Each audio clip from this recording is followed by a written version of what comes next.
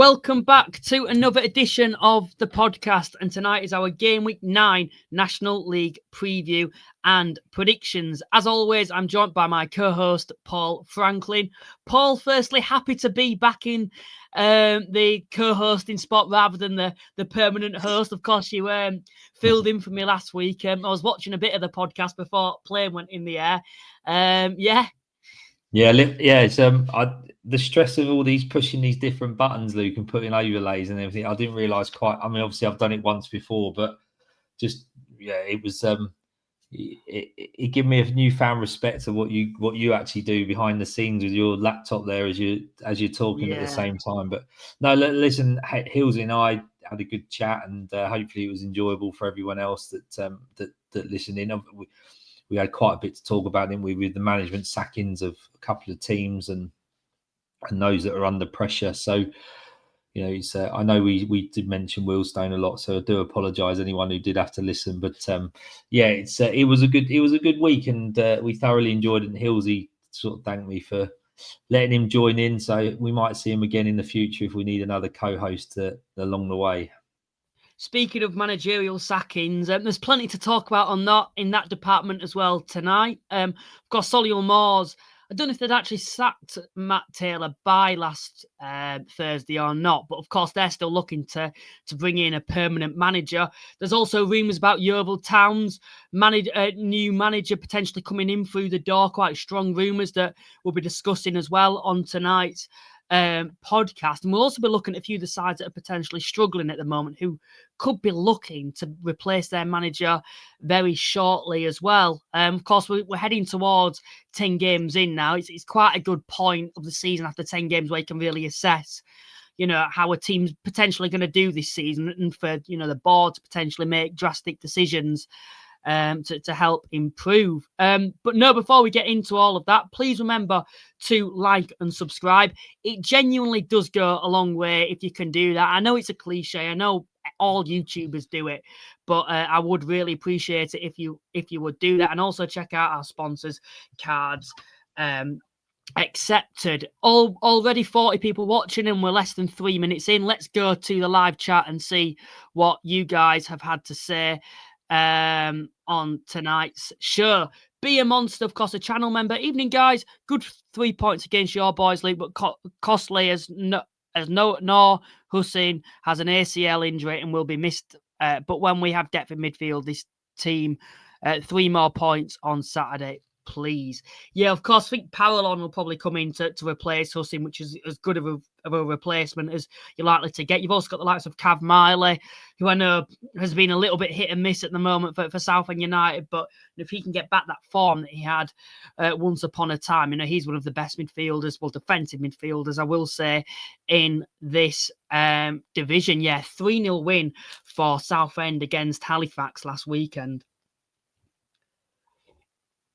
Yes, they needed that bounce back after they played Wealdstone in that week, didn't they? And they certainly got that. And listen, they'll be all right. Noor Hussein, I know he's badly missed, but Parallon is a very good footballer. And as you say, I think Cav Miley is an able replacement. I think Southend fans are a little bit, maybe slightly underwhelmed with their start, but they're going to be all right. They'll be up there, and it's a shame to see someone like Noor Hussein missing, but I'm pretty sure he's not going to be the first of many players this season that will end up missing games and who are key to their team. So it's how you deal with it. It's the adaptability of the squad, the depth of the squad, and being called into that early just goes to show what Southend have got about them, hopefully.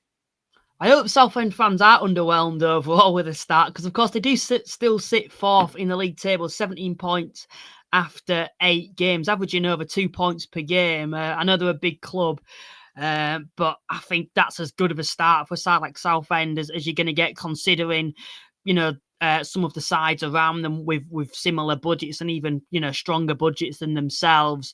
I think as well, when I look back at their performances this season, there's only one game particularly that stands out where it were a poor performance, and that was, of course, the Wealdstone defeat. Of course, I don't think you were particularly impressed with Southend that day, were you, when they came to the Vale? But, of course, Wealdstone seemed to be a really awkward team, I will say, for a lot of sides to play this season. Caroline's in and said, good evening. We need a game without red cards. Of course, that's from an Aldershot Town supporter and channel member. Yeah, of course, they had a sending off, didn't they? Was it against Brackley, I think, last Saturday? Aldershot had a centre half. I think it was it Carol Ridge, I think it was, who got sent off. So we've also had Tom who said, welcome back, Luke. Yeah, I'm back now from Ibiza.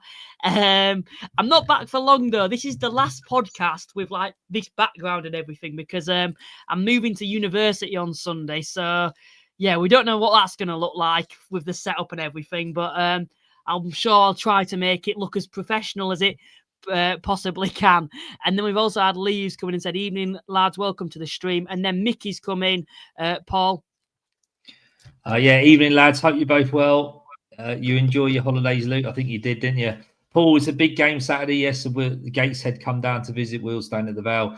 You'll either hammer us or we'll sneak a 5-goal thriller. There's no in between with us. And I think I mentioned that with Hillsey last week, which Gateshead are going to turn up. And last week's Gateshead was the disastrous one that turned up. So, from my point of view, I hope that's who they turns up again this week at the Vale. But from Mickey's point of view, I think they're going to need a bit more of a response to what they got sort of served up last week, and be an interesting game at the Vale on Saturday, and we'll talk about that a little bit more when we do the predictions.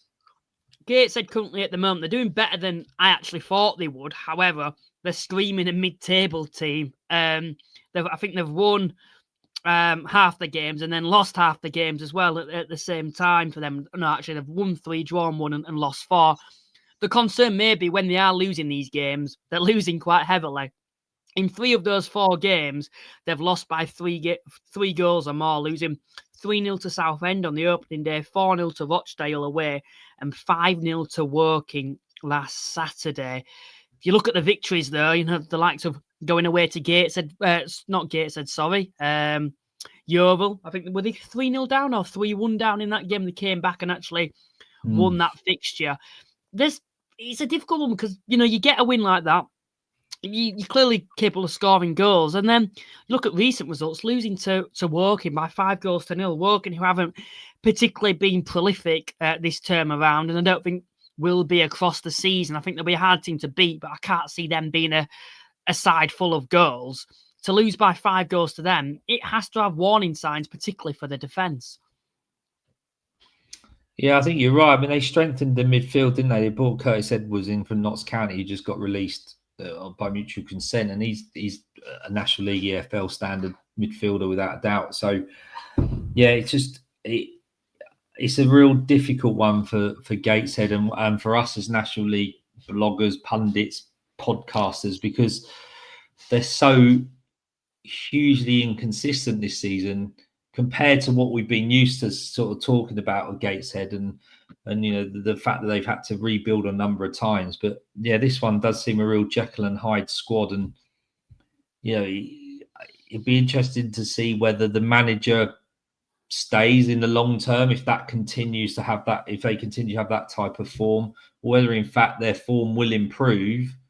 And they clearly got the ability, because they're not struggling in the league, but it's those individual performances that I think are concerning for them. So yeah, we'll have to see over the next few weeks how it pans out with Gateshead, but they're definitely an unusual team this season. And I know Mickey Barras has just said on here, Luke, a response electric shock treatment. So let's just see whether that's what happens to them, and that's what's happened to them this week. But I think as well, when I look at Gates, I think they're in a position where a lot of people probably predicted them. Of course, they had a budget cut in the summer, lost a few key players as well, who've, of course, moved on in the summer. A lot of people probably had them in the range between probably anything from 10th to about 18th. The odd people, probably including myself, had them to go down. Still very early, so I'm not going to hold my hands up and go, nope, I'm totally wrong with that prediction, because I think they have shown at times that they can play probably like a bottom 4 side that are looking to be relegated. But, I think the wins like that win against Yeovil, to me, shows a side with a lot of potential, I will say. And that's something potentially with Gates, and it being a new side. They're trying to stick with this same system that's been so effective over the last couple of seasons.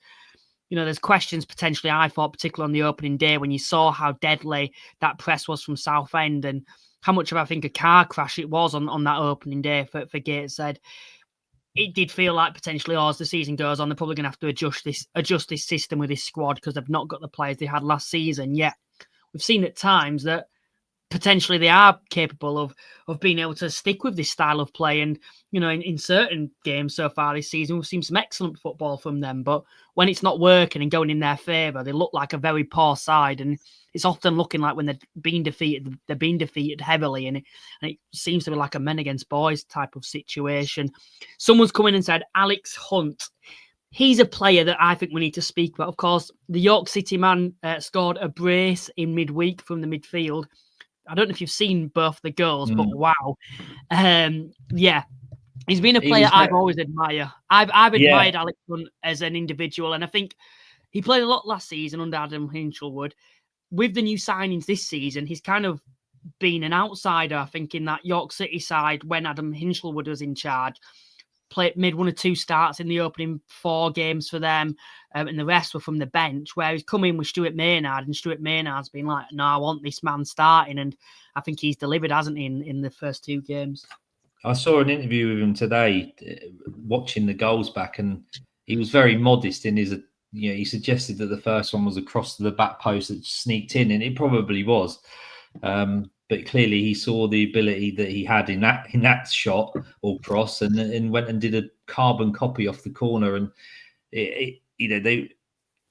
but someone playing with confidence, to be able to do that and bag 2 very, very similar goals. And I think that just is testament to York and the start that they've made under Stuart Maynard. Scored 7, let in 1. Playing a bit of catch up because of their fixtures that have been stopped because of the Women's Rugby World Cup. So, a good start for them and a good start for Stuart Maynard. And I think on the whole, the York fans are quite happy with that sort of possession-based football that Stuart Maynard plays. But, and I said this last week, it really helps someone like Stuart Maynard to have the forward line that he has, the quality that he's got in that squad. I think it was never in doubt that Wealdstone always struggle for centre forwards, albeit 1 or 2 loan deals, etc. And I think with Stuart Maynard also probably didn't have the attacking riches that he probably should have had in League 2 with Notts County. He's got no excuses, I don't believe, now with the York City squad to be able to implement how he plays, and that's shown in the first 2 games. That if you've got good forward players to finish off his type of football, then they are going to be dangerous, and that's clearly what they've shown. Listen, they'll come up against stronger tests than the likes of Tamworth, of course they will, but to get 2 wins under your belt at Yeovil and then obviously at home to Tamworth is a good start for York, and excellent goals from Alex Hunt. And I have to admit, Luke, he looks as old as you do, so I was surprised that he's even allowed to play. But there you go. But no, very good, very, very good. So good luck to York and obviously Stuart Maynard, and hopefully they'll kick on now and become one of those contenders that we've always thought they would. I think they've had a bit of a dismantled start, I'd say, to be fair, to York. It's been very stop-start because of them not being able to play home games. They've had to be away from home. Probably didn't get off to the ideal start. I don't think it was an awful start, but not the ideal start. And then, of course, the manager leaving for reasons that we probably don't know. There's clearly more to it than the start of the season that they had, and that's why they've let him go.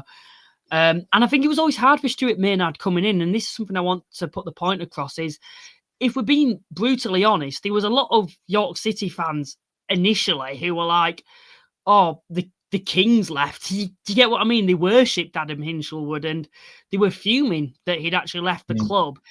And then for Stuart Maynard to come into the side, I think a lot of people were like, oh, right, we've just lost someone like Adam Hinchelwood to be replaced. And to be fair to him, I think in the opening 2 games, he's shown what he's about in the way they've won the games. His football, I've said this all along, would suit someone like York, in my opinion, perfectly because of the players that he's got as well to his disposal. We saw against Yeovil, it were effective. And I think particularly against Tamworth, that's the best performance from York they've had all season, and you can clearly see what they're trying to do. I think players like Alex Hunt, we've said them potentially about falling out of favour because Adam Hinchelwood brought in a lot of midfielders in the summer. Stuart Maynard's brought him straight back into the side. And for me personally, I think he's one of the best midfielders in this division. He's so underrated. I thought he was last season. He can dictate the tempo of any game, and he's got that ability going forward to be able to have a strike on him like he did with those 2 goals against Tamworth. And I'm delighted that he's been back in the starting 11 for York, and I think under Maynard he'll only get better. And this is the thing, I think Maynard's well known for being able to develop a lot of players, and he'll give a lot of players opportunities. For example, Brooks, who's come in the summer from Maidstone, potentially not your starting 11 player because he's come from the division below, but I think he'll be given opportunities and he'll be able to improve players. And I look at York and I do think they're a club with a lot of potential, particularly with the backing that they've got now. And under Stuart Maynard, he's had the perfect start, and I certainly think that they're capable of potentially still winning this league this season, albeit I think the likes of Forest Green and Rochdale won't be letting up themselves either. Lou, what do you reckon? I mean, I don't know if you've seen it today, that the Peterborough United chairman said that 2 or 3 of the top National League sides are looking at trying to get hold of Chris Con-Clark from Peterborough, and many have suggested, will it be York, will it be Carlisle, will it be Forest Green? I don't know what your thoughts are on that, but whoever gets hold of Chris Con-Clark, and if they can get him playing, they're going to have a very good footballer on their hands, a little bit like AFC Fylde, who've just got Ryan Colclough from Chesterfield. Yeah. So, a player that every National League team, I would imagine, would be looking at, apart from maybe 1 or 2, because they've got an embarrassment of riches. But whoever gets hold of Chris Con-Clark is going to have one hell of a footballer on their hands if they can get him playing like he did at Alty. Well, he took this division by storm when he was at Altrincham with his goals and assists. His all goal contributions altogether was excellent. I think with combined goals and assists, he had the most in the division last time he was in this league. And of course, I think the only reason that he has to come into this division now on loan because he's not getting the game time at Peterborough is because I think a few deals fell through, didn't they, before the window was closed. And of course, in the National League, there isn't a window as such at this stage, meaning that, he can be loaned out to that division. If we're looking at him, surely it's got to be one of the probably 3 big hitters that will potentially be coming in for him, and that be either York, Forest Green or Carlisle.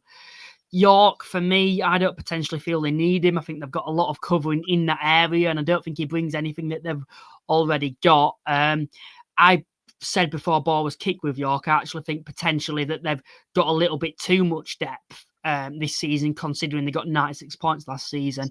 I felt potentially they've over-recruited in terms of the marquee signings who will demand to start. And I think Chris Con-Clark coming back into this division, it'll probably be a loan move at this stage.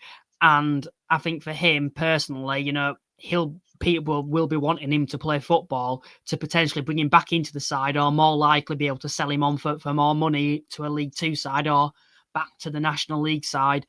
So I don't think York particularly fits him, because I don't think, it sounds ridiculous, but I don't think he'd be guaranteed to start. Forest Green, they're a side, it feels like they've got a lot of cover in that area themselves. The likes of Nick Horton, McAllister, known in that Forest Green side, particularly guaranteed to start, are they? Because they're another side with a lot of depth that I think has worked in their favour in the early stages of this season. And they've brought in that lad from Liverpool on loan, haven't they, as well? So I don't particularly feel that they'll be looking to, necessarily need him in that number 10 role. And the only other one that I think would suit perfectly for me would be Carlisle United.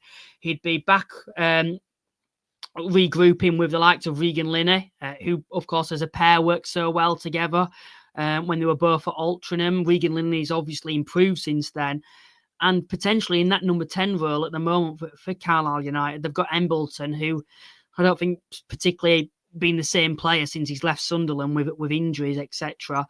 And I think Chris Con-Clark would suit Carlisle perfectly for me overall. Out of those 3 clubs, or potentially another one, who would you see him at? Do you think could suit him the best? I think Carlisle is is probably a really good shout. To be fair, I mean their centre forward line is really good, and if you've got someone like Chris Clark who can play in behind them or complement on either side of them on the wing, etc., you know, as an attacking force, then they'll be really, really strong, and that would help them sort of kick on. And we all know the ability Chris Clark has, so he'll suit the National League down to the ground. And yeah, he'll, like you said, Carlisle will suit big crowds, you know, expectation to perform, know some of the players.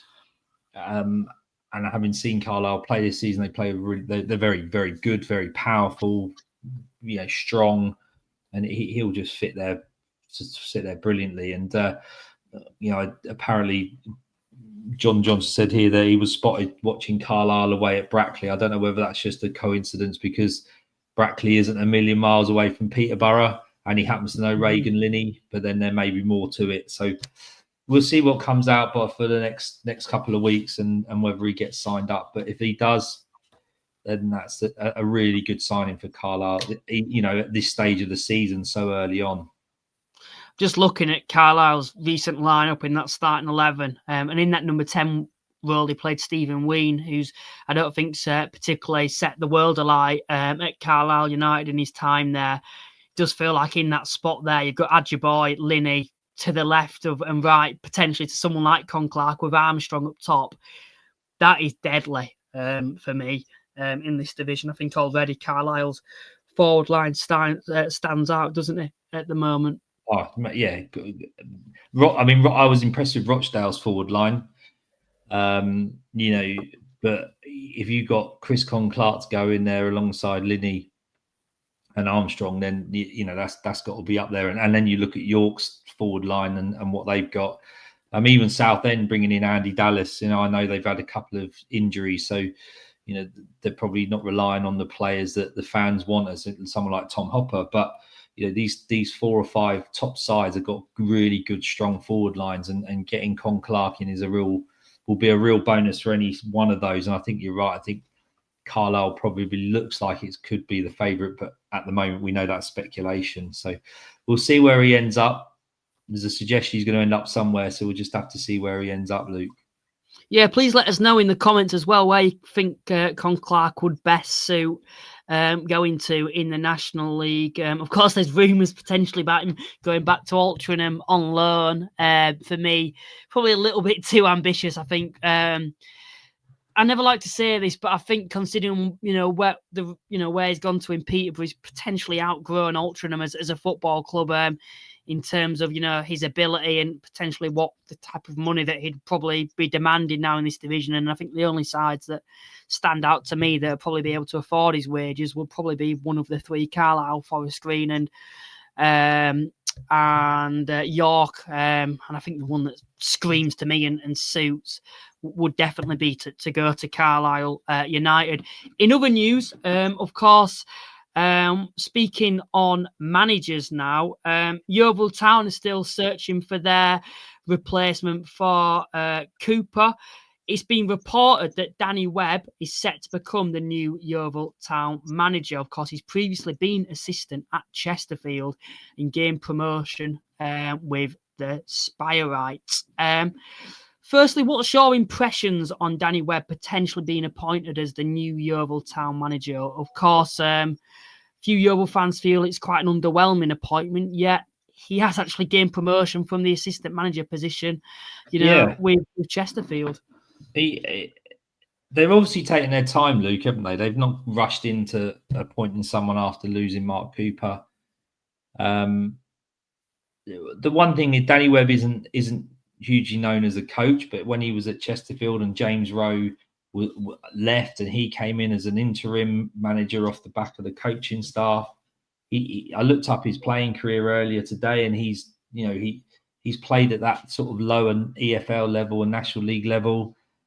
His dad was David Webb, who used to play for Chelsea back in the day. So, he comes from a good footballing pedigree, and he would have learned, his craft through working with Paul Cook and James Rowe in the National League as an assistant. And, when we spoke to Robbie Savage a couple of weeks ago, he talked about learning his stripes and coming down to that lower level to work his way back up the pyramid if that's what he wishes to do and will end up doing. So, I don't think to me, it wouldn't be an underwhelming appointment. I think it's a refreshing one. It's another new manager that's coming in and going to try and prove himself. He'll be used to the expectations, being at Chesterfield, being a slightly bigger club at National League level, and now obviously gone into the EFL. He'll be used to the expectations that Yeovil fans will probably place on him to get them going and get them further up the table. Just depends how he can adapt the squad that Mark Cooper's put together. Be interesting to see what style of football he decides to play. Does he go the same way as Paul Cook does, and because that's what he's always coached under, or will he now have his chance to sort of stamp his own mark on a team on a longer term basis than just a caretaker role that he's done previously? So, I like the addition of someone like him as a manager to see new managers come in and get given that chance. And I hope for his sake he does quite well and sort of proves himself as a manager and stepping. It's a brave move stepping out from an assistant manager role to a manager role. When we spoke to Robbie Savage a couple of weeks ago, I asked him a question after 30 years of playing, punditry, and director of football, what makes you then want to become a manager? These guys know when the time is right for them to step out and do it themselves. And I hope for his sake that it's a success, because it's a tough job being a gaffer of any of the National League side. And what would you actually say, just cutting in on Yeovil, what would you actually say would be success for them, him coming into the club there? I think they've got to have ambitions of trying to knock on the door of the playoffs. I don't think that's unrealistic of a club of their size, and whether this new owner's putting as much money in behind the scenes as we would like to imagine, because a new owner comes in full of ideas, full of enthusiasm, hopefully full of cash to go, right, let's push on. They brought in their own man. They've got rid of Mark Cooper after having him in for a while. So I don't see any reason why pushing on for the playoffs isn't an unrealistic target for them. It's going to be tough because there's some quality in that top half of the National League. But I think he'll probably be going there wanting to do that, and we'll see how it pans out. They've got to start improving, obviously, of what they've done previously in the last 7 or 8 games. But a new manager bounce, that may help, and he'll know the league, he'll know players, he'll know who to go and loan. He's got those contacts now as well. So I think it's a good move for them. I think it's a stable appointment for me personally. I think under him, they certainly won't be getting relegated. And on his CV, he's got a lot of experience from the assistant manager position. And something that always kind of frustrates me as a watcher of the National League, and I think football in general, is everyone goes on about, they've got no experience, yet they've got to get that experience somewhere. Robbie Savage, for example, I think when he was appointed, a lot of people probably thought, and yes, it's still early at Forest Green, but a lot of people probably thought when he was appointed there, I think everyone were just looking, where's his National League experience? They've only appointed him for, he's been a good footballer, he's a bit of a celebrity, and it's a bit of a PR stunt for Forest Green Rovers. And I think for those people who've stated that, as it's gone so far, they've kind of got egg on the face. Now, I think you come back to that with the Yeovil situation, bringing in a manager. They're going for someone who hasn't got experience in this division like Robbie Savage didn't. But I tell you something that they both have in common. We heard from Robbie Savage, someone who knows this division well. Danny Webb certainly knows this division well. He spent a long time in this division with Chesterfield. And if you go further back, he was actually at Leyton Orient as well as an assistant manager too when they were in the National League as well. So I think it's quite a safe appointment for me overall. I think you compare someone like him to potentially a big name. Yeah, a big name might be good, but they might not have managed in this division. And he knows this division like the back of the hand. And you look at Yeovil at the moment, them lower mid-table, and it's a club for me that, like you've mentioned, I think should be looking in the future to eventually get promoted. And I think this season, based on the recruitment in the summer, it should be realistic for them to be knocking on the door for the playoffs. Let us know your thoughts on Yeovil potentially appointing Danny Webb as the permanent manager there. Moving on to another potential managerial role, of course, Solihull Moors. Good old Matt Taylor was, of course, let go last weekend. The inevitable did happen. I think everyone saw that coming a mile off this season. And Solihull finally did dismiss Mr. Taylor. Of course, Quinn is currently the interim manager. Be interesting to see who they're looking to sign on to be the permanent manager at the moment. I've put a few names together that could potentially be in the pipeline to be appointed. These are the ones that I think stand out to me. I've got Mark Cooper of Yeovil. I could see that happening. Steve Cottrell, of course, from Forest Green Rovers. Paul Hurst. Now, this is my personal preference, if it's realistic. Of course, got out of this division with Grimsby. Has just been let go by Shrewsbury, I believe. Derek Adams, of course, Morecambe manager, loved there. He was let go. Chris Millington of FC Halifax Town, and potentially poaching John Askey of Truro. Whether that would be realistic, I'm not too sure. Any other names you'd like to add in there, or do any of them stand out to you as being a realistic appointment? No, not really. I think you've got every manager that's unemployed there, Luke. Only in the National League. Yeah, don't hedge your bets at all there. No, listen, I don't know. The interesting thing is, are they kind of giving James Quinn an option to prove himself, to see whether he ends up getting the managerial role? I know he's been at Solihull Moors previously under the coaching management teams of the past, and up until about 2022, I think it was. So he knows the club. So it's a difficult one. Mark Cooper would be, I think, an obvious one because he's available, and I know he's local to Solihull. I know he worked at Yeovil, but he's local to Solihull and will probably know the club. But listen, they're all viable shouts, unless they decide to do what Yeovil are looking like they're doing, is going to go and grab an assistant, an academy coach, from an EFL team, etc., and go with something a bit different. They haven't got a director of football. He left in the summer, didn't he? So whether they'll look to recruit one of those at the same time or come as a package, it's a really difficult one to say. But they're probably not going to be in a hurry. They ended up winning last weekend under James Quinn, and probably give him a couple of weeks to see how he gets on whilst they're assessing all the applications, because no doubt they won't be short of applicants. It's a great job to have. They've had some really good relative success over the last few years for the size of the club that they are,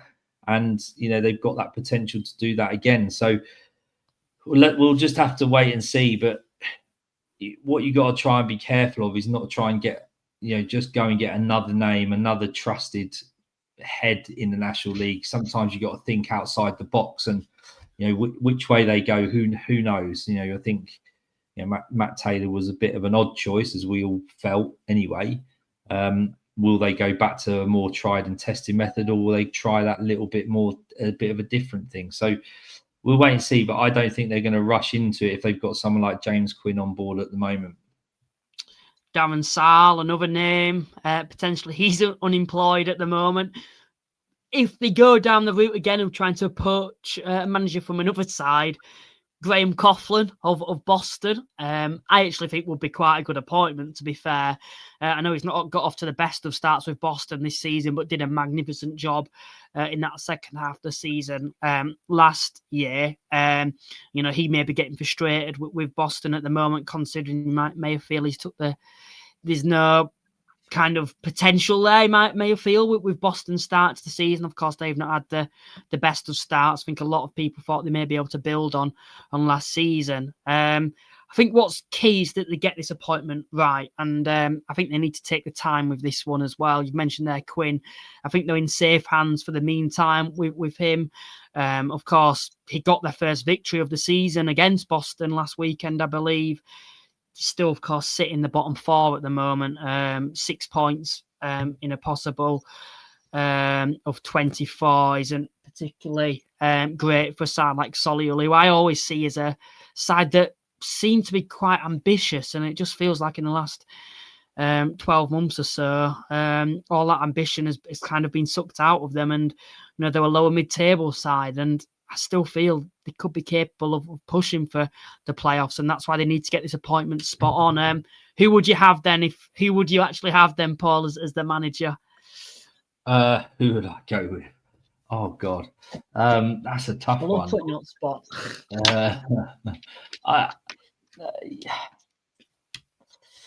I like the idea of Mark Cooper. I like the idea of someone like Graham Coughlin. I think it's a good shout. I don't know.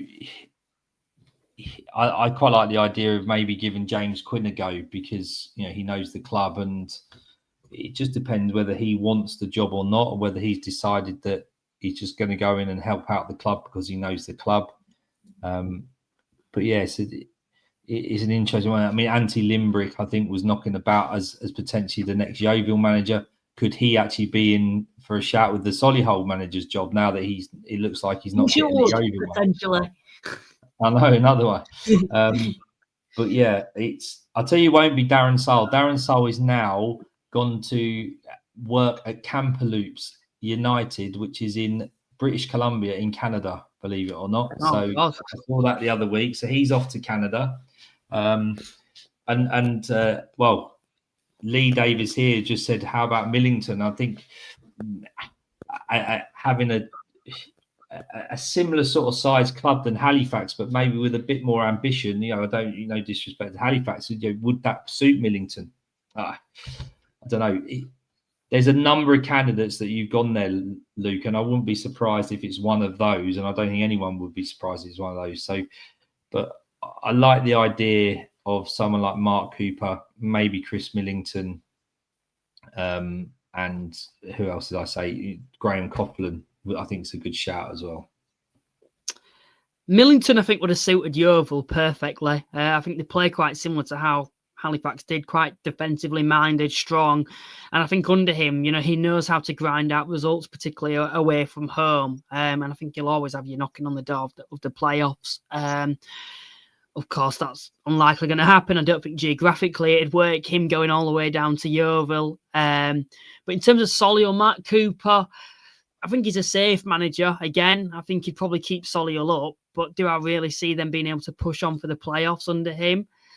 I think when I looked at what he did at Yeovil, it didn't feel like he were going to push them onto the playoffs there, and I don't think he'd probably be able to do it with Solihull either. So if you're actually looking at, who would actually be the best equipped, probably someone who's been here and done it consistently. And I like the look of Paul Hurst. I don't know if he'd be happy dropping back into this division at someone like Solihull, particularly in their current position. But managers are desperate for jobs at the moment when they've been sacked, and at times they will be prepared to drop back into a division that they've not been in for a while.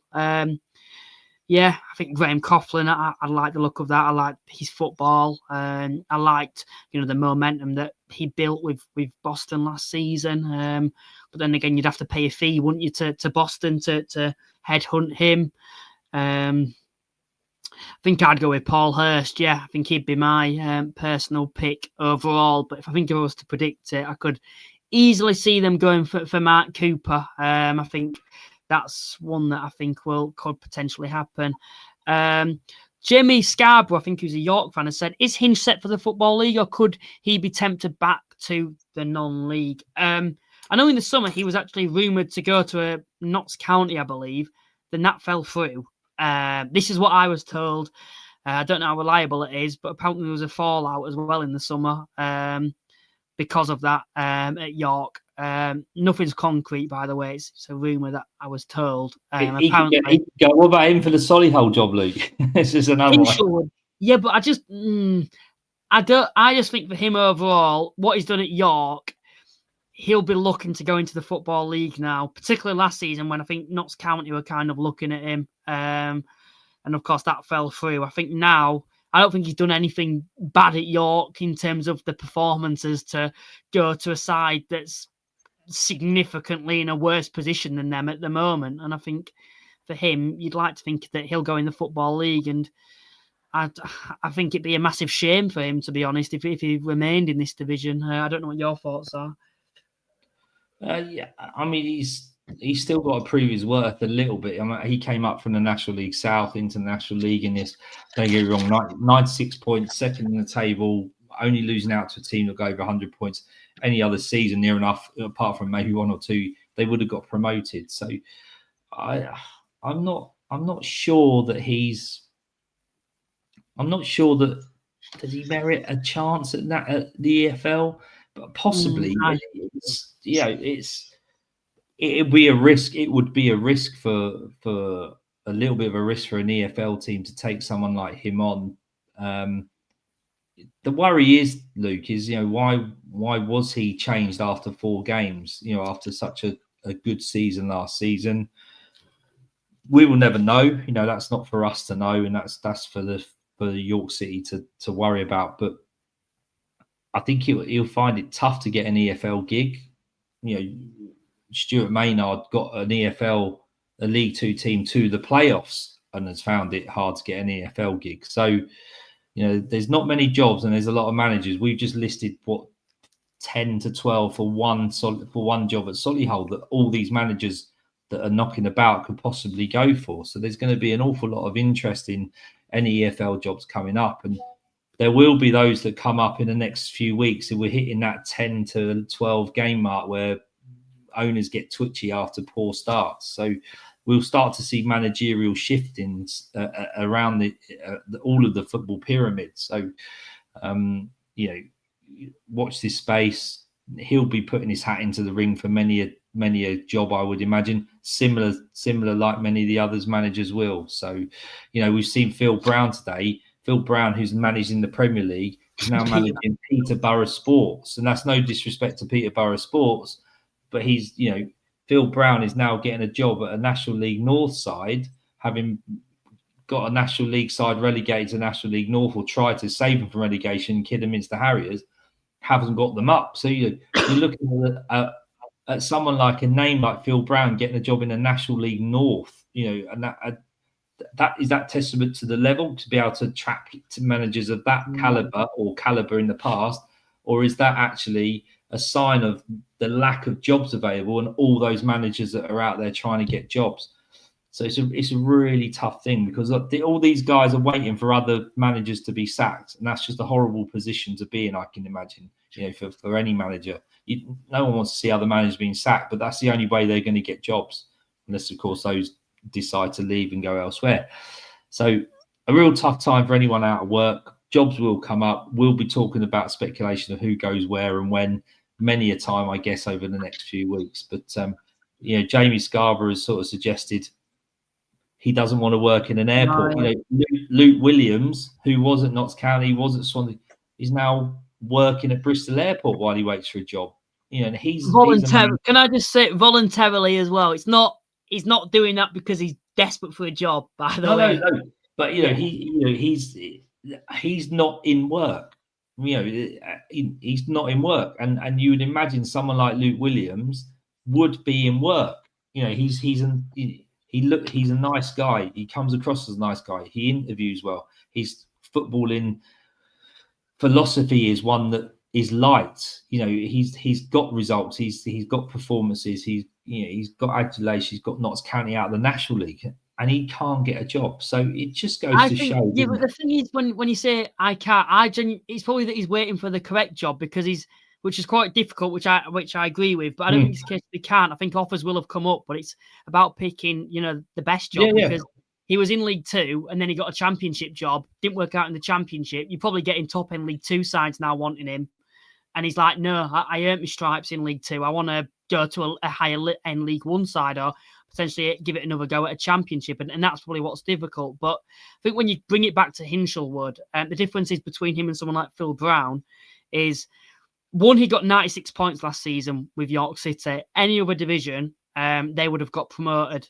I know at the end of the day, everyone knows the rules at the start of the season, but 96 points, I think, don't matter your budget, it's still quite respect. I think it's over respectable, to be fair. Of course, in the playoffs, some of his tactics potentially cost them. But also the football that he plays, he got 96 points playing some very, very attractive football. And particularly nowadays, teams are screaming to bring in a coach that will play attractive football that's also effective. And for me, that's why I think at some point an EFL side, an opportunity will probably come up for him. And if it is a National League side, Solihull Moors, who currently sit 21st in the National League, I think he'll just probably laugh at that if he was ever offered a job there. No disrespect to them, but they've been on a bit of a decline in the last 12 months. He can't bring in his own players now because, it's all, what's the name, Taylor's players now. He didn't have an opportunity now to be able to bring in his own squad, and that's what will be difficult, particularly considering that he's taking on a side that are currently in the bottom four. Yeah, and that's the challenge, Luke, is that what's available to what the manager wants. They've got to marry up. And I think you're right. That's a fair point, is not every manager is going to take the first job that's available to them. And not every owner is going to take on the Luke Williams because he's Luke Williams. They still need to understand who else is available and that who will fit what the club is requiring. Things will go down to playing budget, their own salary, who they can bring in as their management team, what their resources and levels are like. There's loads of other things to sort of take into account when they're employing a management and a management team, rather than just who that is and the fact that they want a job. So, yeah, listen, it's difficult because there'll be loads of jobs, there's loads of managers, and at the moment, Solihull are going to take their time by the looks of it. Yeovil look like they're going to employ a manager, and we'll see where the rest end up. Please remember to like and subscribe. It genuinely does go a long way. Over 70 people currently watching at the moment. I haven't been able to update the predictions league. However, I do know the scores. It's 44 all at the moment. Paul, 14 points for you last week, which I think is the best so far of either of us or any of our guests this season. Of course, Adam playing on behalf of me, I can't be too disappointed with him because he got me 10 points, which is a very, very good score as well. And it's all as well, yeah. Yeah, I mean, listen, we both had a decent week. I think I got 3 correct results, 3 correct scores rather, which is always helpful. I do have to say that I didn't get Scunthorpe winning 0-0, Luke. That wasn't on there. After the Scunthorpe Wealdstone game that was stopped because of an injury to Wealdstone, and the league have, I think, quite rightly given the 3 points to Scunthorpe. And I know there's been a couple of comments tonight about, do you think Scunthorpe are going to win 0-0 again this week? So listen, it's, from my point of view, it's done and dusted. Scunthorpe quite rightly get the 3 points. They were winning at the time when the game was abandoned, and hopefully we all move on and the goal difference issue doesn't affect either team at the end of the season.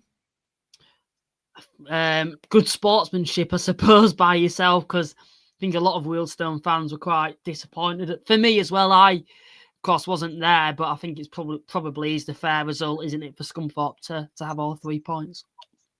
Yeah, without a doubt. And I don't think anyone's turned around and said, Scunthorpe fans have gone into a bit of a meltdown about it. And someone just said, is it a big result? Is it a big story? Is it a big story? I'm not convinced it is. And that's not because I'm a Wealdstone fan. The guys got injured. The players haven't come back out after 40 minutes. The game's got abandoned. The league has dealt with it and given the points to Scunthorpe. Some of the Scunthorpe fans did wet the bed a little bit over it. And I think they just got a little bit too eggy over it without understanding all the facts. I don't think the Scunthorpe manager covered himself in any glory. And this is my own personal opinion, by coming out and saying that the Wealdstone players refused to play.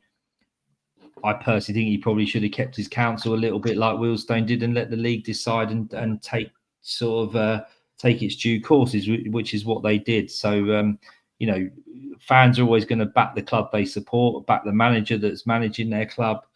I think, what he said was probably a little bit emotional and heat of the moment, and probably on reflection wouldn't have said those things. That's what I'm hoping. He wouldn't have said those things and just sort of let the league deal with it, and they have, and Wealdstone have quite rightly said give them the points, and I completely agree with that. If you want to play along with the predictions, Lee, this is how you do play along. We'll be back in a minute, sir.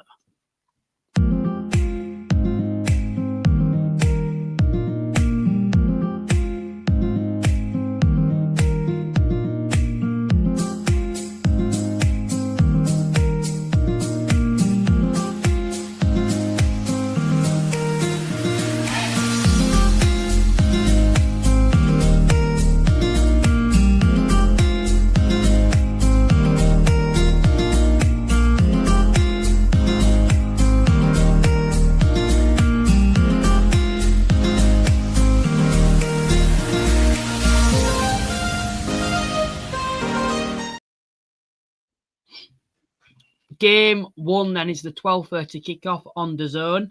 Yeovil Town coming up against Woking. Woking had a bit of a shaky start. However, have certainly got into some decent form recently under Neil Ardley. Of course, they're my dark horse for the season, so I'm happy to see they've recently picked up. How do you see this one going, Paul? Well, I think after winning 5-0 at the weekend, Woking are going to be full of confidence. Yeovil under Richard Dryden as their caretaker manager are at home, still a little bit indifferent. I've gone with Woking going along with that form and doing really well and winning 3-1. I've gone for a 2-0 Woking win. I think Woking have got a lot of momentum, particularly at the moment. They look a very good side, and I thought they would be this season. They played very well against Halifax. They're very hard to beat. One thing I didn't expect, I don't think they'll be capable of scoring many goals, yet they put 5 past Gateshead in their previous fixture last Saturday. Yeah, like I've said, I just think they're a really difficult side to beat. They've got decent form at the moment. They've got the potential to be unbeaten in 5 in this fixture. And I think Yeovil, low on confidence, of course, yet to actually appoint a permanent manager. And I don't think he will be in place for this Saturday. So I'm going to go for a 2-0 Woking win. Right, moving on to the next fixture that we'll have a look at, Boreham Wood versus Altrincham. Boreham Wood certainly going under the radar at the moment. They currently sit in the top 7, up against an Altrincham side that have got a little bit of momentum as well themselves. They've of course won back-to-back games recently, looking to make it 3 wins out of 3. How do you see this one going, Paul? I think what surprised me about Boreham Wood is the fact they've scored some goals, Luke. They've always been historically very miserly in defence. And I've had some good centre forwards in the past, Shimanga being one of them that sort of really sticks out in my mind. Leon Love, who's went on to Barnet. But, the fact they've scored a lot of goals this season and have surprised a few. I don't think I've expected them to be sort of going down, but I never expected them to be pushing even this early stage as high as they are. Altrincham again have picked up a little bit of form and have done really well. I think personally Boreham Wood are going to edge this at home and they're going to win 3-2. Let us know your predictions, guys. Put them in the live chat too. I actually going to go for a different score to you. I'm going to go for a 1-1 draw. Boreham Wood, an excellent start to them. They've picked up a possible of 9 points out of a possible of 12 at home so far this season. Altrincham themselves have got 2 wins on the bounce there. I do like the look of Altrincham too. I think without Linney, I think they've recruited, the more I look at it, I think they've recruited very well in terms of bringing in players that potentially aren't going to get you the same goals as what someone like Linney have. But I think there's a lot of players within that side that can kind of, as a group, be able to contribute more on the forward front rather than relying on one specific individual. The likes of Keaton Ward coming in from Boston, I think it's an excellent signing. Is the number 10 there. Charlie Kirk as well, of course, has come in too from Barrow. He's someone who was one of the best players in League Two not so long ago either. And I think across the board, there's a lot of players that are capable of scoring goals there. Coming up against a Bournemouth side who certainly have approached this season knowing this division like the back of the hand. And, for them coming back up, first time of asking from the National League, I think a lot of people felt they'll be able to adapt to the National League quite quickly, potentially not as well as what they have done so far. Of course, they've only played 7 games themselves, and sides above them, they sit in 5th, and the sides above them who've played more, and they can actually go above them if they win that game. No. But no, I think for Altrincham, I think they'll be able to pick up a result here. Yet to get a draw. Yeah, I'm going to go for a 1-1 draw. Anything to add on that? No, not on that one. A good game. Bournemouth's got a lovely playing surface, and I think that'll be a good footballing match, especially with Bournemouth being that little bit more open and a little bit more offensive this season compared to what we've seen Luke Garrard teams in the past. Yeah, of course, they've got a goal scorer going forward, which I think is helping them this time around on the forward front within Bournemouth, in, of course, Matt Rush, who's already scored 4 goals this season for them. And Luke Norris as well, I should mention, who as well as averaging 4 goals. Well, he scored 4 goals in his 8 appearances for them too. Braintree Town versus York. Braintree had a relatively strong start to the season when a lot of people doubted them before a ball was kicked. Had some very impressive results, particularly picking up a point against Forest Green, yet currently sit 20th in this division. They've picked up 7 points in their opening 8 games, I should say. Of course, they haven't won in 4 now. They've lost the last 2 to Tamworth and Rochdale. Forest Green struggled at Braintree. Do you think York will? Well, potentially, I think it's not the most favourable ground to go to, probably. And again, I haven't seen Braintree's pitch, but I can't imagine that the investment in their pitch is going to be that of, say, York's or Boreham Wood's or even Yeovil. So, is that a bit more of a leveler, and do Braintree need to take advantage of that at home? I have no idea, but that always gives you that feel. I think you need to go to a place like Braintree and give them the respect they deserve. They're in the league for a reason, and go and do what you've got to do, because they will be tough to break down. Forest Green Rovers are very offensive. We talk about XGs, and they're right up there in this league for that. Chances created, goals scored, etc. So, I think York have just got to be patient. They have got a better forward line than Forest Green, I think, in terms of the quality. And I've gone with a Braintree 0, York 3 fixture result, rather.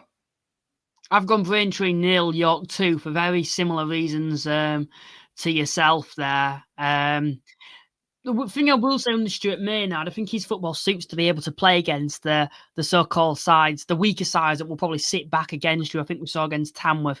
I think he will set up his side to be able to break down these teams who will likely put 10 men behind the ball. We saw the quality that Alex Hunter had to score the opener, and then the game opened up after that. And I think against Braintree, it will be a similar story away from home. And if they can find that first goal, it could potentially be more of a high scoring game, like you've mentioned there with the 3-0 victory, or potentially more. I've gone for a 2-0 win. I think York, they're looking good at the moment. The win against Yeovil, particularly the performance against Tamworth, I think they'll be able to build on that and make it 3 wins out of 3 under Stuart Maynard. So I'm going for a 2-0 York City win. Moving on to the next fixture then, it is Carlisle United versus Aldershot. Whenever Aldershot come up, you always know that you've got to... It's potentially the prediction where you can have a bit of a freak result. Because of the amount of goals they score and the amount of goals that they concede. They're averaging nearly 3 goals a game this season. They're probably averaging conceding about 3 goals as well in the same sentence. They're coming up against a Carlisle United side that going forward, we've mentioned they are deadly. They've got some ridiculous forwards in this division that can hurt teams, particularly when they're a little shaky defensively. However, what I will say on the Aldershot side of things, you know that they're guaranteed to score goals. And you look at Carlisle United at the moment, and I think overall, when they're coming up against a side that have got a good attack, they can't cope. We look at the results here, for example. Truo don't offer anything going forward. I've mentioned there about York City and about sides having 10 men behind the ball. They're not going to offer anything going forward. That was exactly the case with this Truo game. Brackley as well. Brackley, they're good they're a good side in their own right in terms of, you know what they're about, you know they're strong defensively and they're looking to grind out results. They're not particularly going to offer anything going forward, really. They're going to win games 1-0, 2-1. Similar story with Truo, to be honest. Defense, they're not really going to have much going forward this season when you look at that.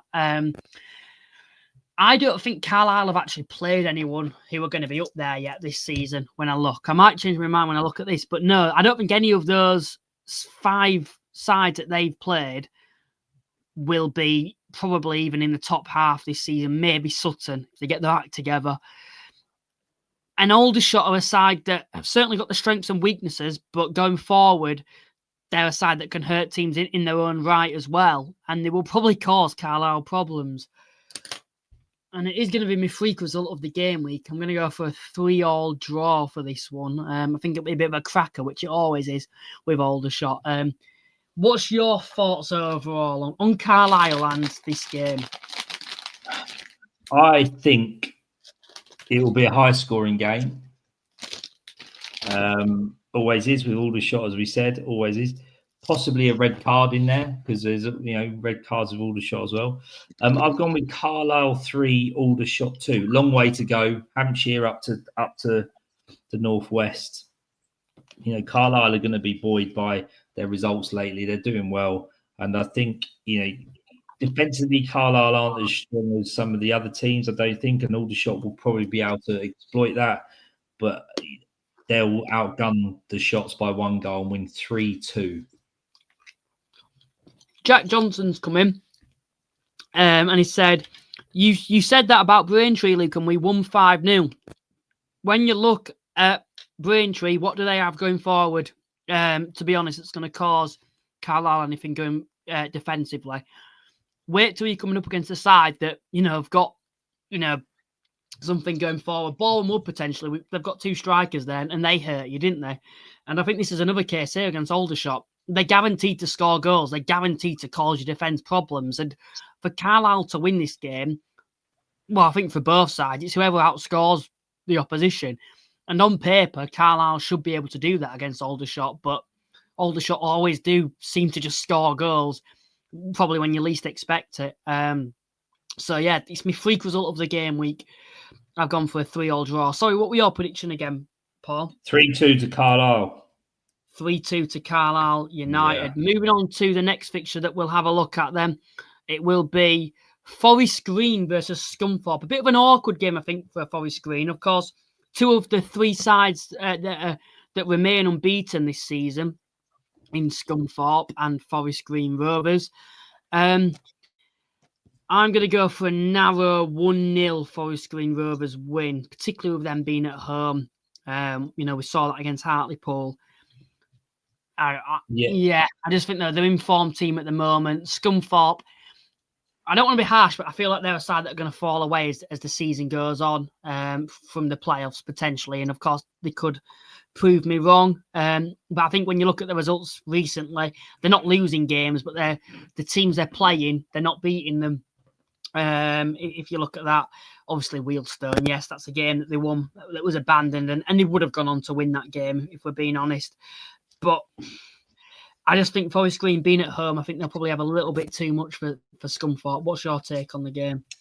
I've gone with a slightly different view. I've gone with Forest Green 2, Scunthorpe 2. I think Scunthorpe are on a great run of form, unbeaten. Yes, they would have definitely won that game on Saturday against Wealdstone. I think, that was a given.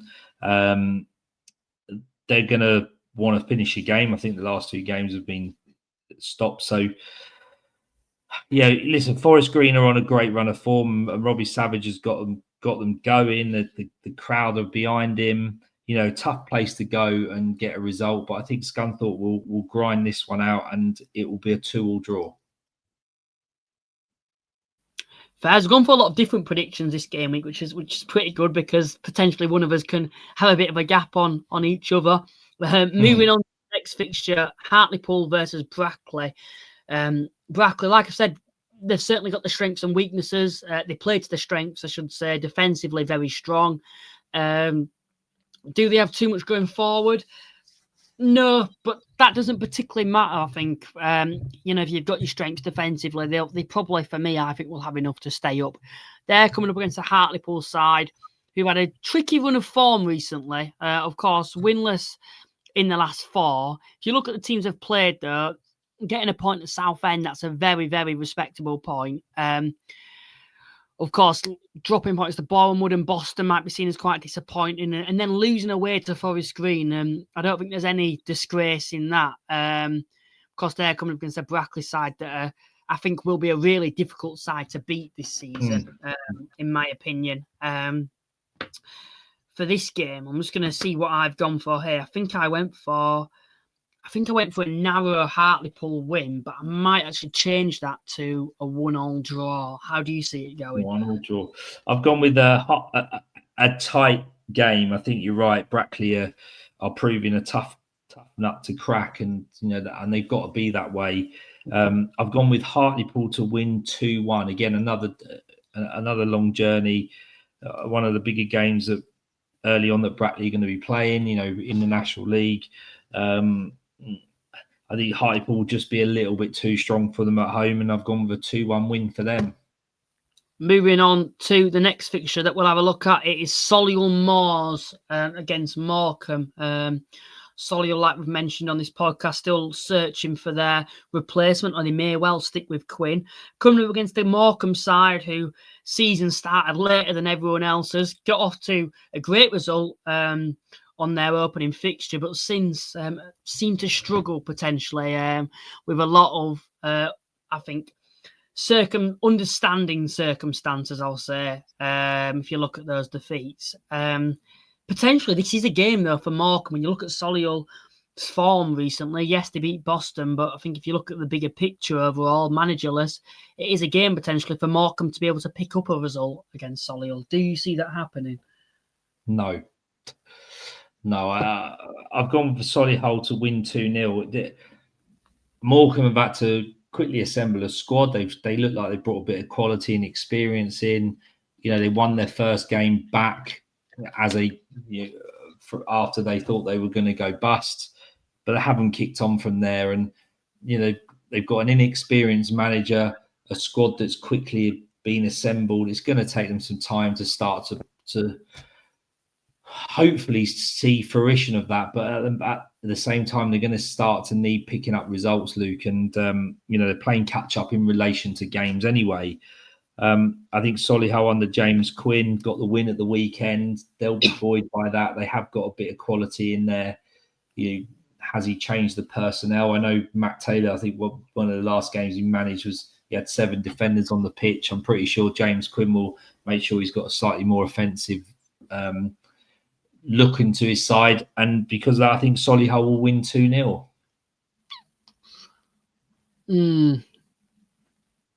I'm gonna go. I went for a 1-1 draw, but after those things that you've said, kind of changing my mind on potentially Solihull winning this, because they did beat Boston under not a new manager, but of course the assistant managers. The interim manager, I should say, against Morecambe there. And there's going to be a point where the Morecambe side get up to full fitness. They adapt more to this division. Of course, there's a lot of players coming in who haven't really played in this division in the past. But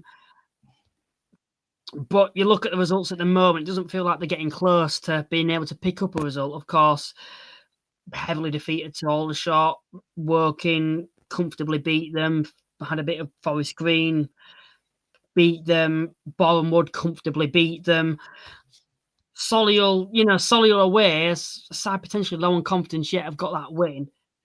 I'm going to go for a 1-1 draw for me. I think they'll probably be due a result at some point, and I think if you actually look at the individuals there, when they all come together, they're capable for me this season of potentially staying up. It's just, a lot of these players haven't played for a while, and the manager has actually come out and said judges by the start of October, it's the 13th of September on Saturday, potentially this is a fixture for me where they could potentially pick up a result, and I think they actually will against Solihull Moors at the moment. Moving on to the next fixture that we'll have a look at, it will be Southend versus Boston. Boston, at the moment, really struggling in this division. I think a lot of people are getting quite concerned about them potentially going down this season based on the start that they've had to the season. Of course, I think they've only had 2 wins this season so far against Wealdstone and Aldershot on the opening day. As for Southend, got back to winning ways after a slip-up against Wealdstone, defeating Halifax by 3-0. Roots Hall, I've stated it. It's probably my bold prediction of the season. I think they'll remain unbeaten at home all season this season. Southend United at Roots Hall. I think it'll be a very difficult place to go, and I think Boston will struggle in. I'm actually going to go for a 4-0 Southend United win. How do you see it going? Yeah, I've not gone as dominant as that, but it's fairly dominant. I've gone with Southend 3, Boston 1. I think you're right, Luke. Boston are struggling. They've had to turn their squad a little bit in the summer, bringing some youth players. Yeah, it's well documented. We spoke about a lot in terms of their sort of miracle from Christmas onwards to stay up. So I think you're right. Southend at home at Roots Hall. Potentially, if they win the game, you're looking at the league, they could go sort of first or second, depending on other results around them. So they've got to keep that pressure up. They'll put the Wealdstone result behind them. It was a bad day at the office for them, and they will play much better this season than have done since. So I think Southend are going to be way too strong for Boston, and I've gone with a 3-1 win. Moving on to the next fixture then that we'll have a look at, it will be Sutton versus Tamworth. Sutton's manager, Morrison, must be under quite a bit of pressure at the moment. Of course, they're a club a lot of people felt could be outsiders for the playoffs this season. Of course, they've not had the best of starts. Only 1 win for them, which did actually come up against Carlisle United. At home to Tamworth, you would say this is a must-win game. Yet Tamworth this season, we've seen at times that they're capable of being able to grind out these results. More of the same, I think, from last season from them. Defeating Eastleigh, the Braintree result. Probably not the best of points against Brackley, but it's still a point for me. They're picking up I think from Tamworth's perspective, they're picking up results against the sides that they need to be picking up the results against if they want to survive this season. They're not going to be judged on York away. However, they're coming to somewhere like Sutton at the moment, who themselves, as we spoke about Solihull, low on confidence, only 1 win all season. I've been quite disappointed with them so far, and I thought potentially after that Carlisle game, they may be able to, build on that. Such a significant win in terms of the opposition, to then lose to Bournemouth at home, concede 4, go to Altrincham, lose against them. For me, it's been a really disappointing start, and they haven't been able to get any momentum at all, have they? No, not at all. It's we spoke about it last week, actually, Hills and I, and he's thinking about managers who are under pressure, and I think you're quite right. Steve Morrison's got to be in there looking like he's a little bit under pressure, because it has been an underwhelming start. I think there's only 2 or 3 other teams that have lost 2 in a row lately, and Morecambe's in there and Gateshead, and you've got to try and keep momentum going. And I think you're right, Luke. Beating Carlisle is a good result for any team in this league, and you'd like to think you could build on that. And then to not follow that up is probably the more disappointing thing. Is all well and good picking up points against the likes of Carlisle, but you need to follow it up with another good result, and Sutton haven't done that. And I think Steve Morrison possibly could be under a little bit of pressure, whereas the expectation on Tamworth is probably to do as well as they possibly can. If it's as well as last year, then all well and good. If it's sort of 5th, 6th, 7th from bottom, I don't think anyone would be disappointed in that. They're making little strides and steps off the field as well as on it to try and establish themselves in the National League, and they're certainly starting to do that again. Listen, they were outgunned in the week by York. I don't think there's any disgrace in that. This is the sort of game that Tamworth have to be looking at and saying, right, we need to pick up some points here. And I think Sutton will be saying the same. And because of that, I've gone with a 1-1 draw because I don't think either team will want to lose. Snap, I think that's the first one we've agreed on tonight. I've gone for a 1-1 draw. Sutton desperate probably to get a bit of momentum, won't want to lose because I think losing at home to Tamworth on paper, no disrespect, but for Sutton, they'll be the manager will certainly be under a lot of pressure if they lose that one. As for Tamworth, I think they'll be looking at this game, approaching it, probably thinking that it'd be a good point away from home for them, particularly when you look at the work that they've done recently with the results they've picked up. So I'm going to go for a 1-1 draw. Moving on to the next fixture that we'll have a look at. I think we're on the final two now. Final three, I should say. Yeah. Truro City versus Rochdale. It is actually in Rochdale's hands to go top of the league. Of course, it probably won't happen this game week because Forest Green Forest Green are above them and are a point above them, yet Rochdale do actually have a game in hand, so it is in their hands to go top, but it won't happen because Forest Green are playing, unless, of course, they slip up.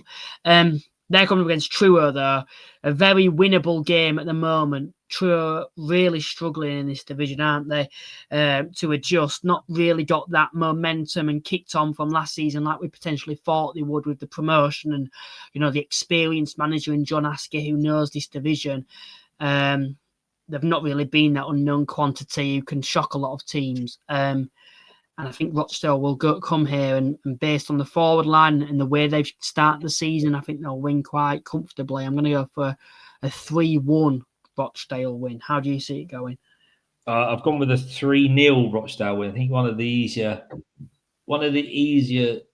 results to choose. It was just whether the score will be that way. And Truro could prove us wrong and nick something out of this, Luke, but I just can't see it. I mean, they've done ever so well at home, but have still not been able to pick up the points.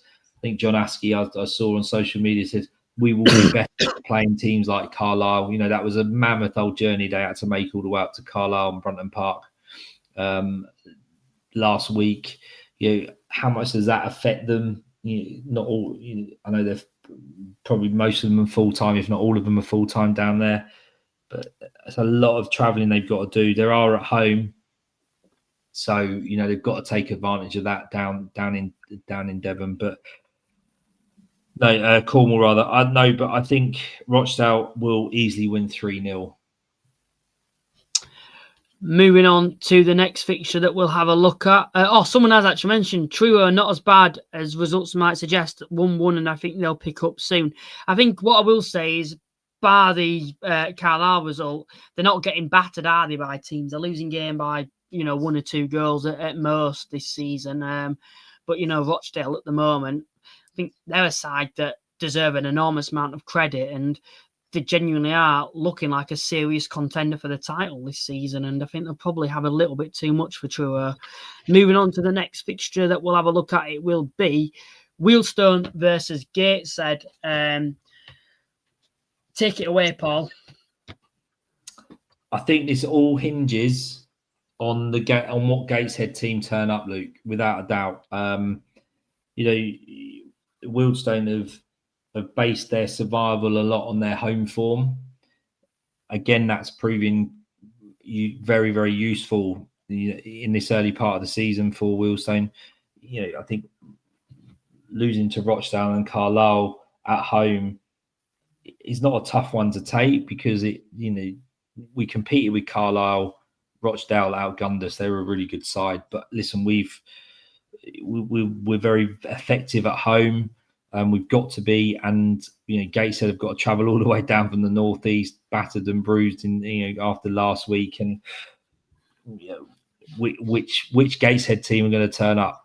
I'm hoping it'll be that one that turned up against Woking and we win comfortably. I'm not sure that that's going to happen again, but who knows? But I have gone with a close Wealdstone 2-1 win. think it's two sides that like to play football, to be fair. What I will say, I think it's two, footballing sides overall. Gateshead, certainly, we know the way they like to play. I think Wealdstone themselves, from what I've seen of them, doesn't feel like they're wanting to be this kind of side that, hoofball, let's just have a target man up top and hope that we can, grind out results. They do actually want to get the ball on the floor and play, particularly when you've got a pitch like you have at the moment, I will say. It looks pretty good. So I think it'll be quite an entertaining one, this one. I think both sides going forward, particularly, I think, are capable. Wealdstone, likes of Nathan Tashunka, the likes of Bolgwine, the like of Adewaka. So another one or two names that have gone out of my head that you have going forward as well, that I've not mentioned. And as for Gateshead, themselves, Dom Telford going forward, who they've got Chapman, they've got that winger that's just gone out my name all of a sudden, who's had a bright spark to the season for them as well. So I think it'll be quite an entertaining one. I'm actually going to go for a 2-2 draw for this game. I'm going to get that winger up for Gateshead because he started very well for them. I don't feel fair not getting his name. That's it. Kane Adam, I think it is. Yeah. Yeah, he's done well. And I think he's probably the bright spark, I think, for Gateshead currently at the moment. I think moving on to the final fixture then that we'll have a look at, and it will be the televised game at 5:30, and it is Halifax versus Eastleigh. Halifax, disappointing result on Saturday, losing by 3-0 against Southend United. Both sides have had very similar starts, very mixed starts. Neither have really been able to get any momentum. But I think both have proven at times that, they have got the players and they have got the capabilities to be knocking on the door for the playoffs. It's just the issue is consistency with both sides. It is. I mean, how long can we sort of look at Halifax and think, well, we've got to wait until they've, embedded their new players and their new manager? They've been a little bit indifferent in their results. They are now able to play at home, which I think helps, doesn't it, Luke? And the pitch looks pretty decent. Seeing the highlights of the weekend, Eastleigh, again, another one of these teams that are so hard to predict. I think we talked about it, didn't we? Kelvin Davis looked like he was on the brink of getting sacked, and then they picked up. They've then gone and lost to Tamworth. Halifax had lost 3-0 to Southend away. Did they put up much of a fight? I don't know. I've gone with a 0-0 draw. I think I've gone with a 0-0 televised draw for this one. And I can't see either team winning the game, and obviously neither team scoring either. Easily with Paul McCallum up top. That said, he's yet to score, isn't he, this season? Of course, probably the main face of the National League. I think when I think of the National League, I think of Paul McCallum for some reason, because he's just been a bit of a veteran in this division, yet he's yet to score this season. Aaron Blair, though, has probably been the bright spark for them. Even him in recent weeks hasn't really been scoring. As for Halifax, they've got two good strikers, to be fair. They've got Will Harris, who's got off his mark this season. They've also got David Cower. And I know they've just brought in Woodhouse, who played on Tuesday in the National League Cup and scored too.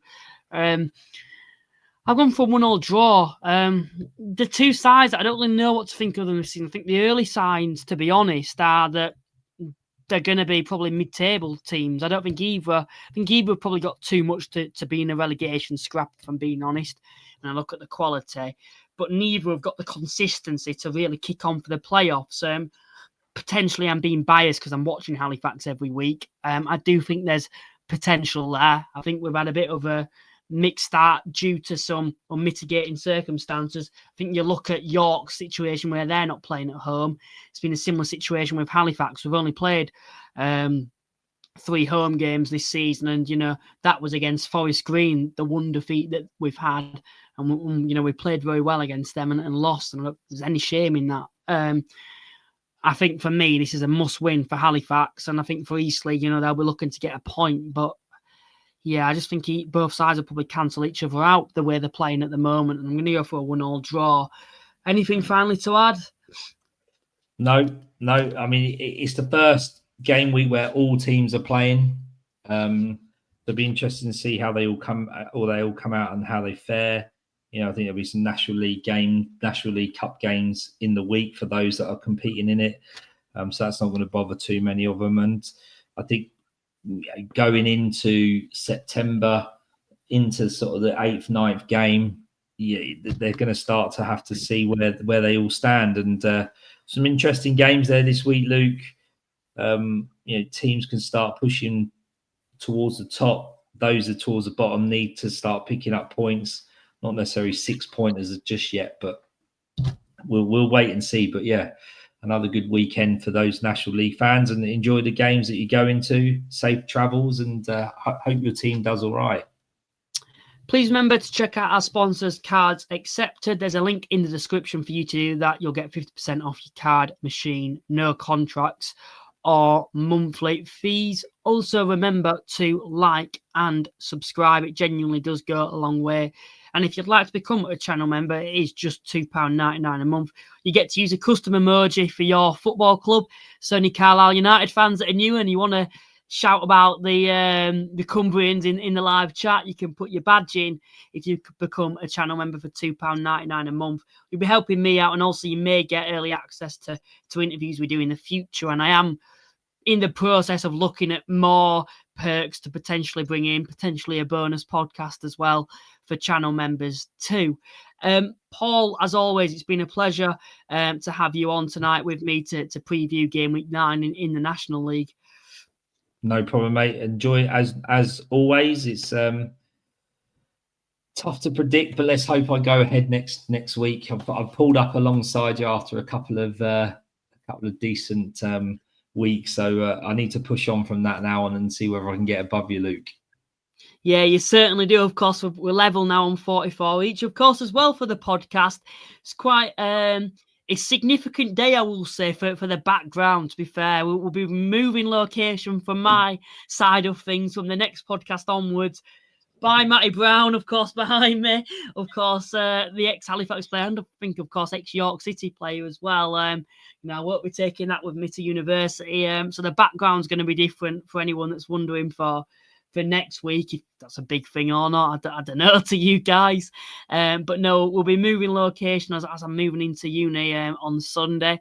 So hopefully there should be some more content now, and I've probably got more time, with what I'm doing. It'll probably go hand in hand. But yeah, thanks to everyone that's tuned in tonight. I do really appreciate the support. It genuinely does go a long way, and it's good to see that it's growing week on week at the moment. Like I mentioned, please remember to like and subscribe, and we will see you next time. Bye for now.